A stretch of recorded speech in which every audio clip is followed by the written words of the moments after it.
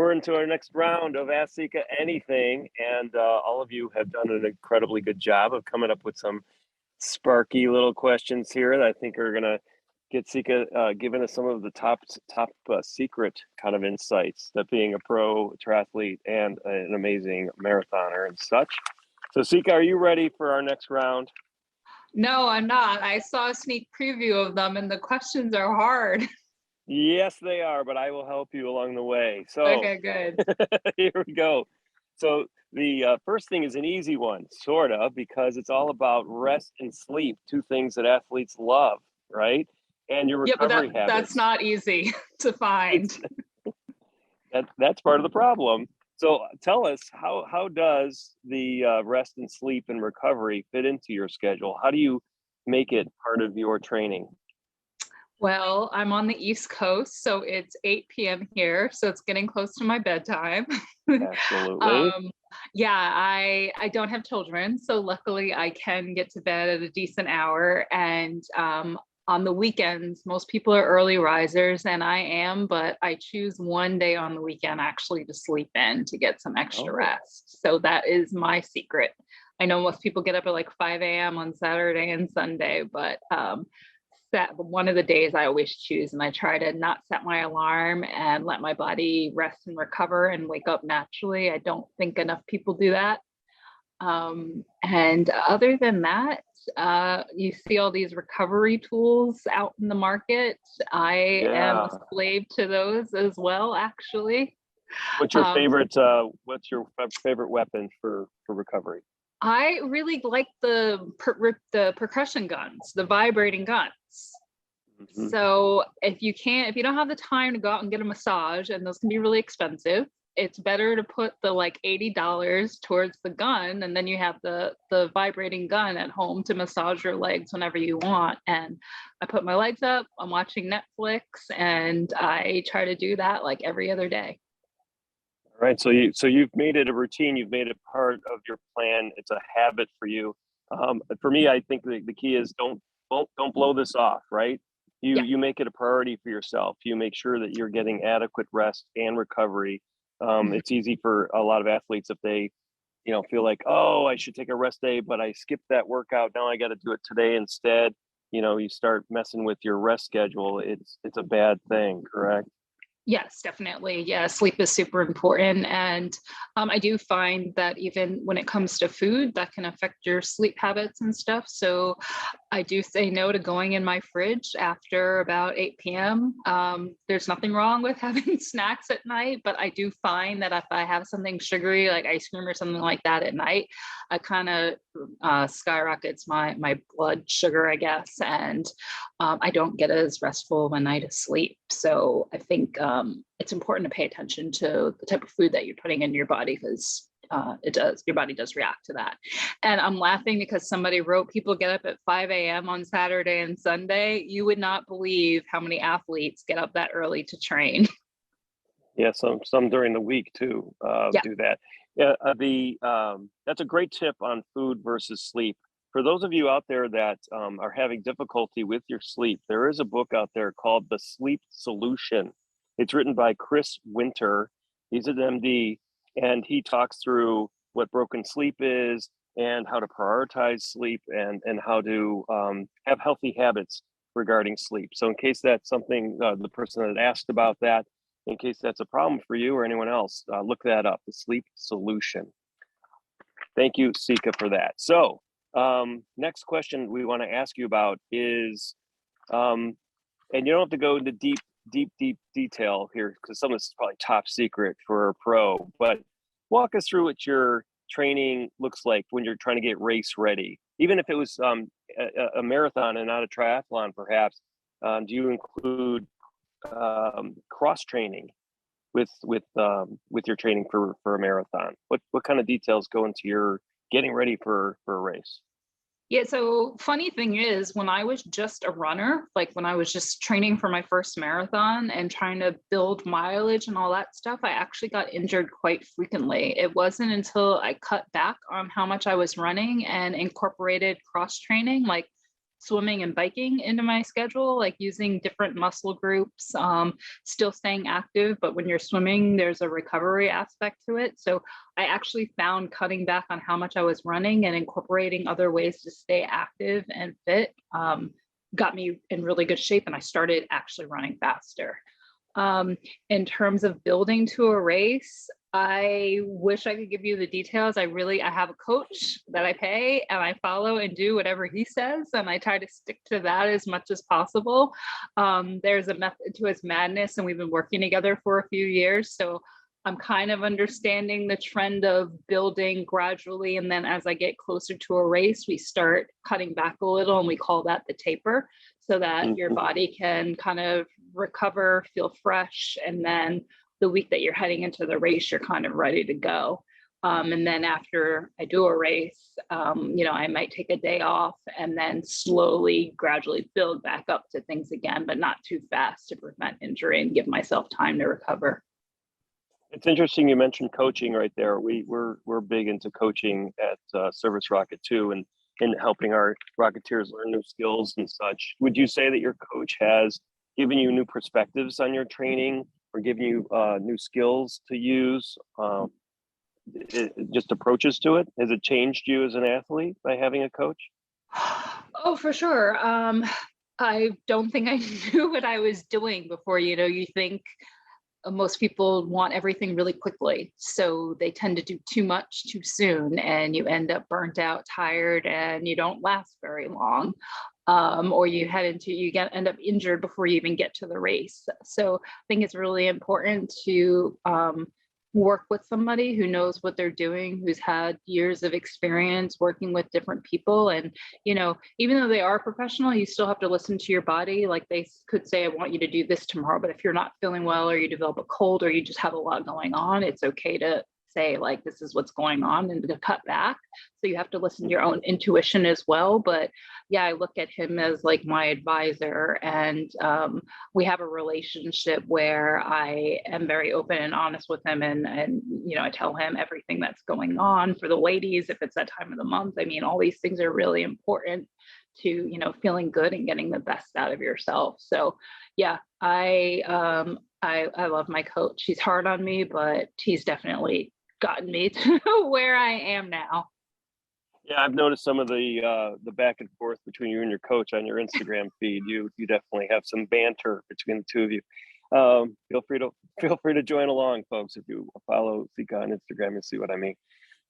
Last month we talked about leveraging a schedule to get to a level of commitment to getting your training done and that type of thing. So I want to turn the dial up a little bit, and let's talk about balance. I'm sure as a pro, not to mention full time, you work and you have family, you're close with your family. How do you navigate through all this? How do you balance between the struggle between balancing family, friends, work, training, and maybe what kind of sacrifices perhaps you've had to make as a pro? So when I mentioned some of the questions were hard, this is one of them. Sure. I can't say I have a lot of balance in my life. I wish I could. I mean, I do in some ways, in that I found a way to get everything done in a day. And I remember the conversation we had on the last call where we talked about setting time on your schedule, like actual work calendar, and blocking that time off. And I do that on my lunch break. I am not a morning person, but I like to break up the routine during the day and have some time away from work. And I do that on my lunch break. That's when I go out for my run. So I do set aside time on my calendar where nobody can put a meeting in there. And that's my me time. Yeah, it's really hard. I would say that I have sacrificed a lot.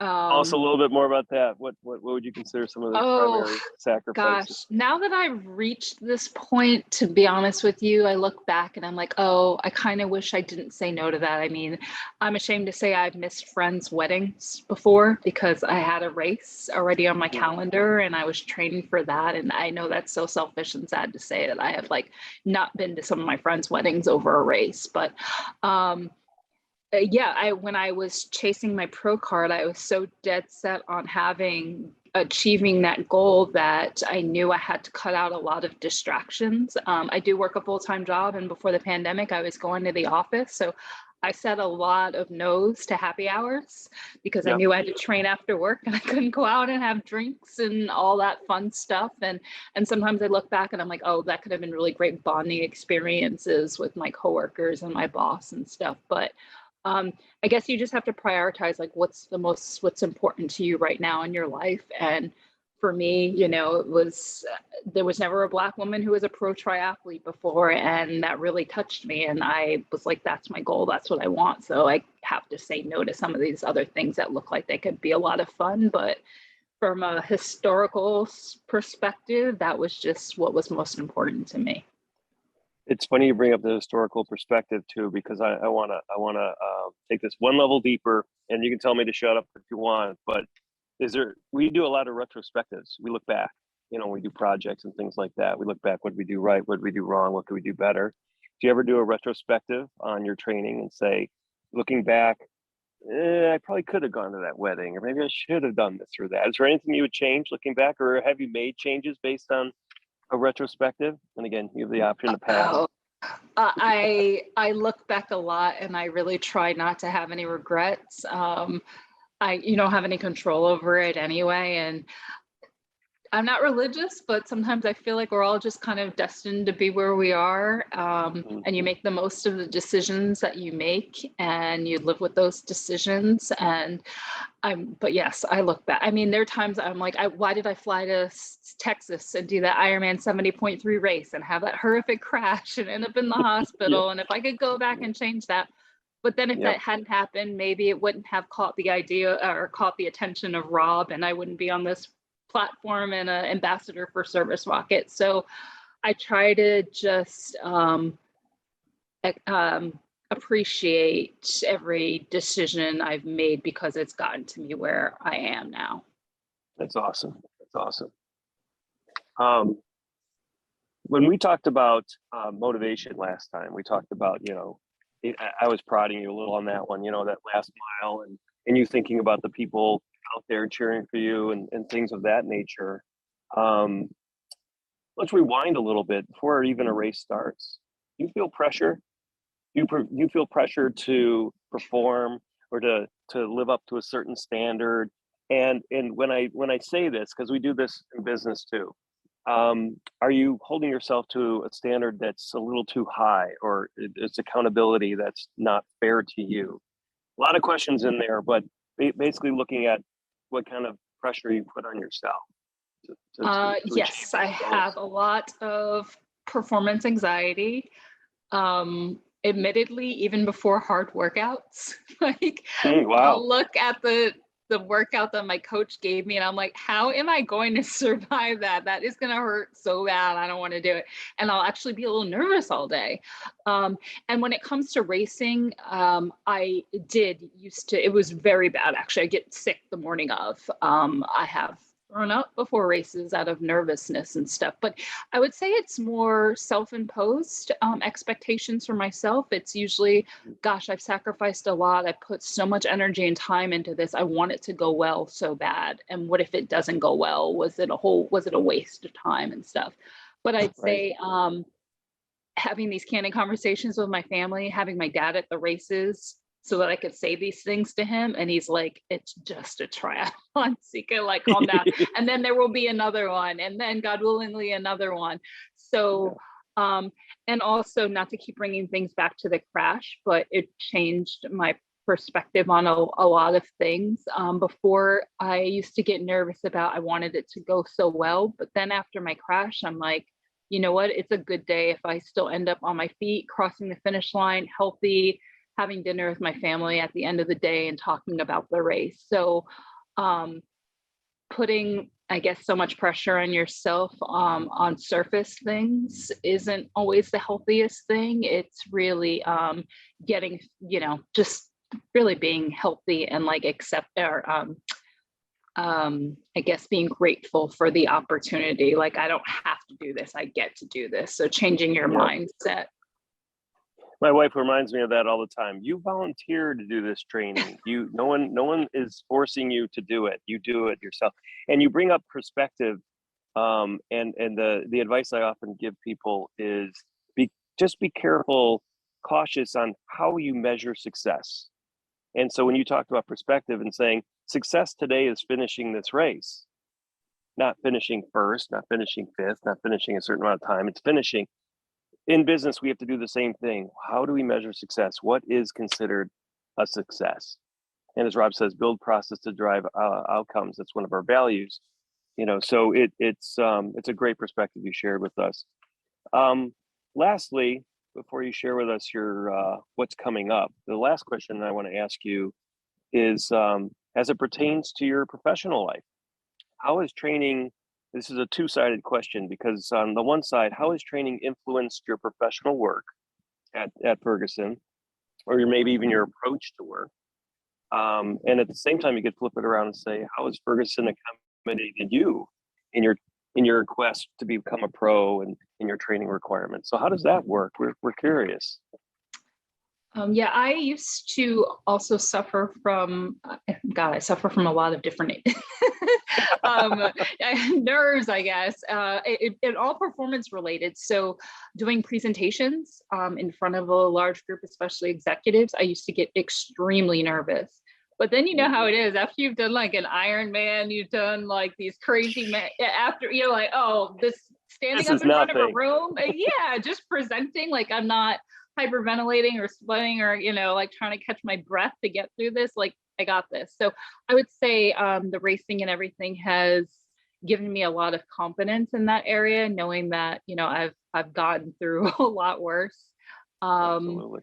And then I would say also on the flip side with Ferguson, was the question them supporting me? I can't remember. Yeah, how they support your training and becoming pro while you're expected to still, deliver on your job on a daily basis. How does that balance work? How do they support you? Luckily, I work for a company that really believes in work-life balance. And at like ServiceRocket, they really encourage us to develop healthy habits, taking breaks when we need it, exercising, all those things. It just produces, I think, happier employees. They don't load our schedule so much that we can't step away from our desk on, during the afternoon. So that's really helped me. My job has showers and everything. So before the pandemic, when I was going into the office, I was able to train on my lunch break. So they've made the environment in such a way that I would say it encouraged us to be healthy. So I'm able to balance things better that way. The fact that I can actually write on my calendar blocked off time, Sika training at 12 p.m. and nobody bats an eye is a really great thing. Yeah, that, and as long as we get our work done and it's good and it's on time and, that's really what it comes down to. As long as you're doing the work and getting it in and you're not making sacrifices in that area, I think they're fine with me, chasing my dreams and stuff. That's terrific. And Ferguson sounds a lot like ServiceRocket, right? We our environment, we encourage you to take care of yourself and shoot for your dreams too here. So everybody, anyone striving to be a pro triathlete or a pro runner or what have you, we have your back, as we like to say. So Sika, tell us what's coming up. It's August now. So what's the remainder of the year look like for you? For any crazy races that you have coming up, and maybe there's something that's on your bucket list you want to share with us. What's next for Sika? Yes, so the Ironman World Championships in Kona is early October. I will not be doing that to myself again, but they have they have the 2.4 mile swim on the same course a few days before the race. Most people don't know that. So my coach has talked me into doing the 2.4 mile swim. And when I did it as an amateur, it took me an hour and 20 minutes, I want to say. So my goal is to beat that time. You will. I don't know. We'll see. My swimming is still just Yes. It is a hard Yes. All right. I course, will. though, All yeah. right, folks. So I'll put it on my Instagram. I'll let you know what time, what day I'm doing it. And if I break 120, that will be a really great day. So yeah, I will be. Oh, that would be great if Amy's going to do it. That was a joke. Oh, I was like, oh, you guys are going to be in Kona too. Let's hang out. So yeah, but I will be in Kona as part of the Ironman Foundation and Hoka Athlete Ambassador. So we're doing a lot of community service and work out there. So it's not a vacation for me, unfortunately, but I'm really excited to do more stuff in the community because the last time I went out there was to race the Ironman. And then after that, my big thing is I'm doing my first 100K ultra marathon. So it's a 62-mile run. My furthest one has been 50 miles, and I'm actually training really hard for this 100K, slowly building up miles. My coach and I have never really done a solid run block before other than the pandemic, and we want to see what I'm capable of doing out there. So that rest and recovery is going to become even more essential than ever in your Theragun and all that stuff. Because boy, running is a pounding compared to cross training. So we wish you the best of luck on that. And then come January, you might have another race, right? Yes, folks, I am doing the Houston Marathon with Jeff. I have talked him into doing the marathon with me. He kept being like, I don't know. No, are you sure? Did you register already? And funny thing is, we both booked our hotels. I was like, oh, which hotel are you at? And he was like, at this really nice one. And I chose like, I don't know, the Hampton Inn.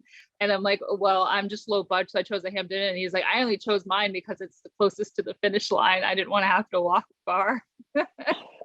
I know myself. I don't want to crawl home. So yeah, we're gonna run together. No, the funny thing about this story is Sika's like, oh hey, after our last call, she's like, hey, come run with me, and I'm like, yeah, I'll go run with Sika. What does that look like? The national anthem and wave goodbye. So anyway, we'll see what happens. We'll give you a report out on that come January. Well, Sika again. Do you have a time goal? Do you have a time goal, Jeff? Not right now. We'll talk about it later. You got to put it out into the universe. Not yet. Yeah. So Sika, as always, we appreciate you. Today, great little insights. A lot of different kinds of things we learned about being a pro and being in your shoes. So thank you so much once again. I think you have one more with us coming up next month, according to Nell. So I do, keep those questions coming, everybody. We'll keep her on the hot seat. Thanks again, everyone. Yeah, thank you. I appreciate all the questions.